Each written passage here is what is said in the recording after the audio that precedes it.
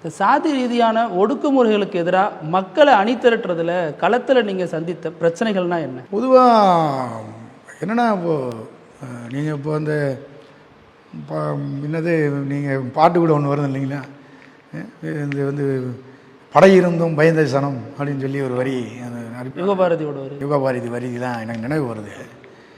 அதாவது மக்கள் இப்போ நீங்கள் உதாரணமாக இப்போ நீங்கள் செங்கம்பாக்கம் தோக்கவாடி பெரிய ஏரியா, ஆனால் அங்கே அம்பேத்கர் சிலை வைக்கணும்.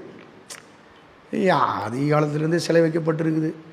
இப்போ இடையில் ஒரு எவிஷனில் சிலை அகற்றப்படுது.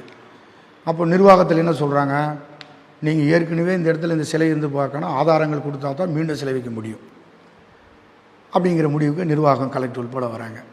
மக்கள் எவ்வளோ பெரிய போராட்டம் நடத்துகிறாங்க, திரள்றாங்க, உருள்றாங்க, பிறகு எவ்வளோ வந்தோம். அது ஒரு அடையாளமாக அந்த இடத்துல தினைக்கும் நீங்கள் எல்லா மக்களும் வசிக்கக்கூடிய இடத்துலையே இல்லை. இது தலித் மக்கள் ஏரியாவிலே ஒரு சிலையை வைக்க முடியல.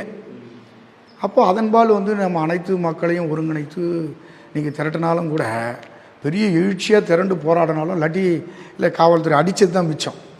சொந்தமாக இடம் வாங்கி இப்போ செலவழிக்கிற நிலைமைக்கு போகிறாங்க. அப்படியே திரட்டினாலும் கூட நீங்கள் சொல்கிற மாதிரி 1-2 இடங்களில் இப்போ நாங்கள் சிபிஎம் பொதுவாக எங்கள் கட்சிக்குள்ளே வெறும் தலித் மக்களோ பட்டியலின மக்களோ மட்டுமே இருக்கக்கூடிய ஒரு அமைப்பு இல்லை. இதர தரப்பு மக்கள், பிற்படுத்தப்பட்ட மக்கள், மிகவும் பிற்படுத்தப்பட்ட மக்கள் என எல்லா தரப்பு மக்களும் இருக்கிறாங்க. இதுதான் எங்களுடைய போராட்டத்தினுடைய அடித்தளமே, வெற்றிக்கான அடித்தளம். இந்த போராட்ட வியூகத்தை நாங்கள் களத்தில் கட்டமைக்கிறோம்.